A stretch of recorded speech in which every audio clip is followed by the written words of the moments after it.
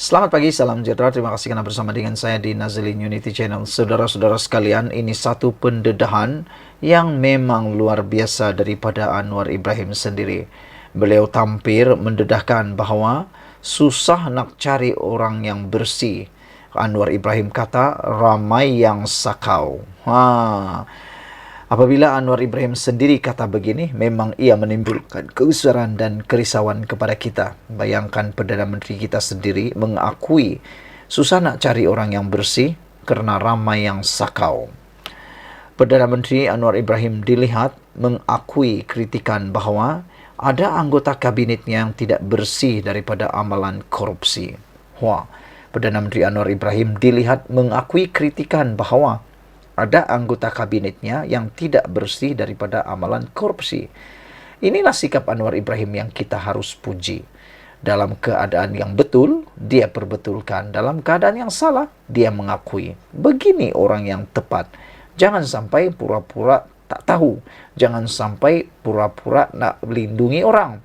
Yang salah tetap salah, yang betul tetap betul. Ini pemimpin yang kita cari. Jangan pula pemimpin yang lain. Pemimpin yang lain termasuklah pengikut menjadi korup. Anwar Ibrahim mengakui, Perdana Menteri Anwar Ibrahim dilihat mengakui kritikan bahawa ada anggota kabinet yang tidak bersih daripada amalan korupsi. Ini daripada Malaysia kini. Anwar bagaimanapun berkata, sukar untuk mendapatkan pemimpin yang bersih. Berucap di Putrajaya hari ini, Anwar berkata selagi memimpin kerajaan, dia tidak akan membenarkan mana-mana menteri, termasuk dirinya, untuk menyalahgunakan kuasa untuk menyakau alias mencuri atau merompak duit negara. Apa yang lalu biarlah lalu, kata Anwar. Kita boleh cakap pasal sejarah, ramai yang terpalit dengan korupsi. Tok sah, cakaplah, tak payah cakaplah, kata Anwar. Kalau saya nak tengok dalam rekod, nak cari yang bersih, cukup susah, kata Anwar. Yang cakap bersih ramai, tapi yang menyakau cukup ramai, katanya lagi. Yang menarik, Anwar kata, yang cakap bersih pun ramai, tapi yang suka sakau pun ramai juga. Anwar berkata demikian selepas menyerang Dr. Mahathir Mohamad berhubung apa yang didakwa sebagai amalan korupsi ketika dia mentadbir negara. Ketika baru menjadi Perdana Menteri, Anwar menerima kritikan selepas melantik Presiden UMNO Ahmad Zahid Hamidi sebagai timbalan Perdana Menteri. Zahid sedang berdepan perbicaraan atas tuduhan rasuah serta turut dikaitkan dengan skandal kapal tempur pesisir LCS. Anwar pernah menjelaskan bahawa Zahid patuh dengan dasar pentadbirannya berhubung ketelusan dan amalan tender terbuka. Pengakuan Mahathir Anwar Ibrahim ini cukup menarik perhatian kita dan menarik perhatian saya. Apabila beliau kata, susah nak cari yang bersih, ramai yang sakau. Anwar Ibrahim mengakui kritikan bahawa ada anggota kabinetnya yang tidak bersih daripada amalan korupsi. Anwar bagaimanapun berkata, sukar untuk mendapatkan pemimpin yang bersih. Saudara-saudara sekalian, jaminan Anwar Ibrahim ialah, beliau berkata, selagi memimpin kerajaan, dia tidak akan membenarkan mana-mana menteri termasuk dirinya untuk menyalahgunakan kuasa untuk menyakau. Apa yang berlalu, biarlah lalu. Kita boleh cakap pasal sejarah. Ramai yang terpalit dengan korupsi. Tak sah, cakaplah, kata Anwar lagi. Kalau saya nak tengok dalam rekod, nak cari yang bersih, cukup susah. Yang bersih, cakap bersih. Yang cakap bersih ramai, tapi yang menyakau cukup ramai, katanya lagi. Ikuti terus ulasan selepas ini. Selamat pagi, salam sejahtera. Terima kasih kerana bersama dengan saya di Nazilin Unity Channel. Ini satu pendedahan selepas beberapa jam KLIA diserbu oleh Menteri Pelancongan Kebudayaan dan Kesenian. Apabila serbuan tersebut berlaku, ramai orang marah dan ramai juga yang tak marah. Ramai yang tak setuju, tapi ramai juga yang memuji. Dengan ini, apa yang perlu kita buat? Adakah dengan tajuk yang saya bacakan ini kita perlu puji atau kita perlu mengecam beliau? Isu menteri terjah KLIA, akhirnya SPRM kesan wujud orang tengah minta RM18,000. Sekarang tinggalkan komen anda.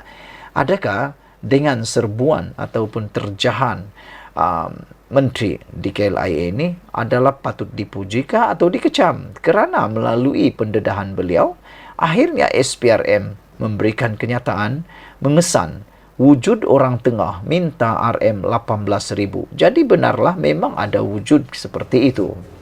SPRM memandang serius isu rasuah yang dikatakan berlaku dalam insiden melibatkan seorang warga China di lapangan terbang KLIA baru-baru ini. Sumber berkata satu siasatan menyeluruh sedang dijalankan untuk mengesahkan perkara itu.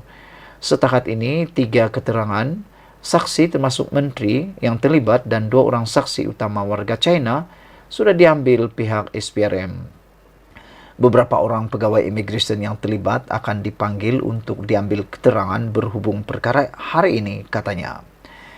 Menurut sumber terbabit, SPRM juga sudah mengenal pasti seorang individu yang disyaki menjadi orang tengah dalam urusan menyelesaikan kes melibatkan seorang pelancong asing yang dikatakan tidak memenuhi syarat kemasukan di negara ini sebagaimana ditetapkan Jabatan Imigresen Malaysia JIM. Kami sedang giat mengesan individu yang merupakan ejen yang dikatakan meminta wang rasuah sebanyak RM18,000 bagi menyelesaikan kes terbabit, kata beliau. Sementara itu, Ketua Pesuruh JSPRM Tan Sri Azam Baki ketika dihubungi mengesahkan kes disiasat di bawah Seksyen 16A Akta SPRM 2009. Beliau menggesa semua pihak untuk tidak membuat sebarang spekulasi dan memberikan masa bagi SPRM melengkapkan siasatan ini.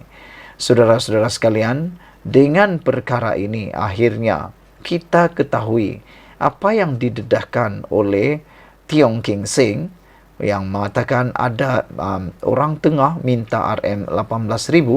Akhirnya SPRM kata mengesahkan mereka sedang giat mengesan individu yang merupakan ejen yang dikatakan meminta wang rasuah sebanyak RM18,000 bagi menyelesaikan kes terbabit.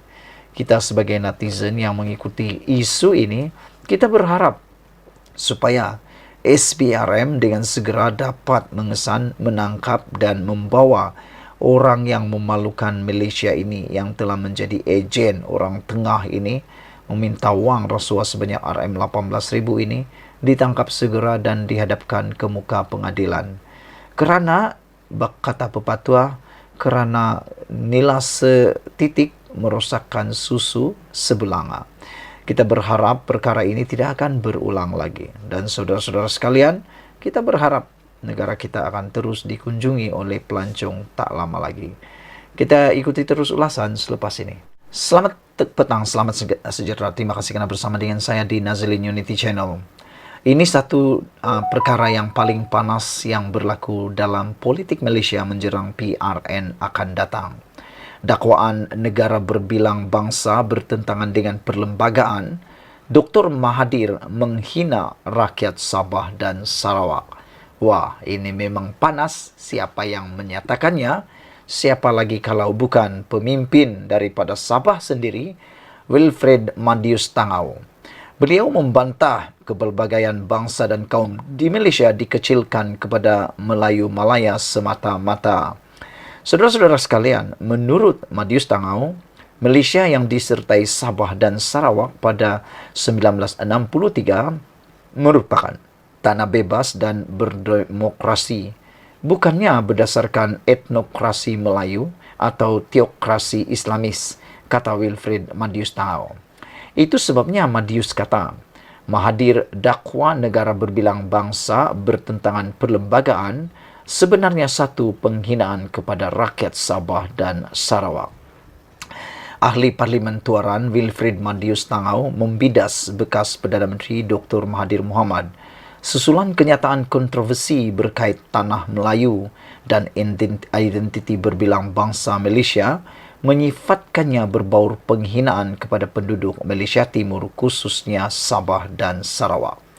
Dalam kenyataan, bekas Presiden APCO itu berkata, serangan Mahathir terhadap kepelbagaian dan sekularisme mendedahkan niat jahat imperialis dan penjajah Malaya dan melihat Sabah dan Sarawak sebagai hak milik penjajah orang Melayu Malaya. Beliau mengingatkan Mahathir, ketika pembentukan Malaysia pada 1963, ia merupakan kesatuan 4 negara sekular dan pelbagai kaum, yaitu Malaya Semenanjung, Singapura, Sabah, dan Sarawak. Dr. Mahathir, dengar baik-baik. Kalau Anda perlu diberi peringatan, Sabah dan Sarawak bukan hak milik penjajah dipindahkan daripada Great Britain kepada tanah Melayu, kata Madius Tangau. Kami tidak memilih menggantikan British dengan Malaysia sebagai tuan penjajah pada 1963.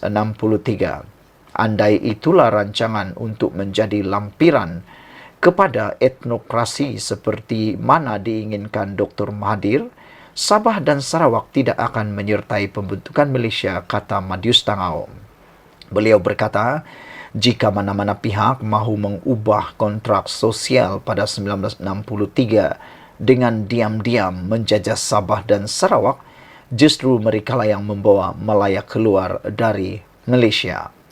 Malaysia yang disertai Sabah dan Sarawak pada 1963 merupakan tanah bebas dan berdemokrasi, bukannya berdasarkan etnokrasi Melayu atau teokrasi Islamis.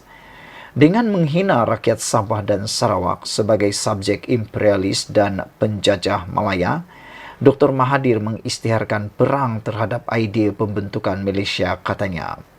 Katanya lagi, Sabah dan Sarawak terdiri daripada pelbagai bangsa, antaranya Kadazan, Dusun, Murut, Bajau, Suluk, Iban, Bidayu, Orang Hulu, dan Melanau.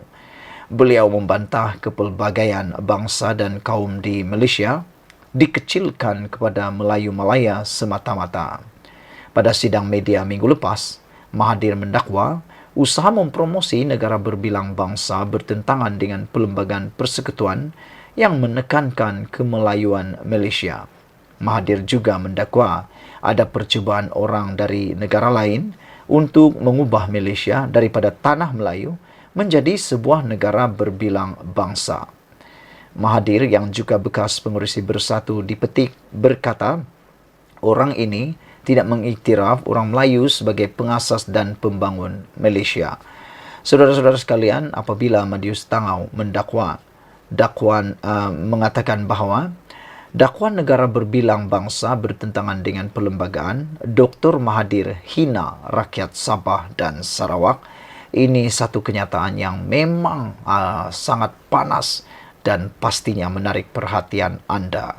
Madius Tangau kata, tindakan Dr. Mahathir susulan kenyataan kontroversi berkait tanah Melayu dan entiti berbilang bangsa Melayu menyifatkannya ia sebagai berbau penghinaan kepada penduduk Malaysia Timur.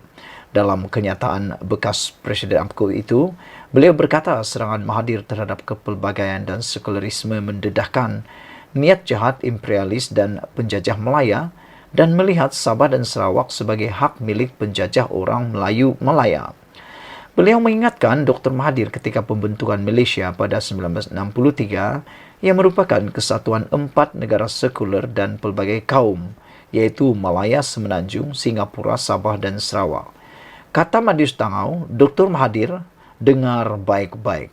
Kalau anda perlu diberi perhatian atau kalau anda perlu diberikan peringatan, Sabah dan Sarawak bukan hak milik penjajah dipindahkan daripada Great Britain kepada tanah Melayu, kata beliau lagi. Kami tidak memilih menggantikan British dengan Malaysia sebagai tuan penjajah pada tahun 1963.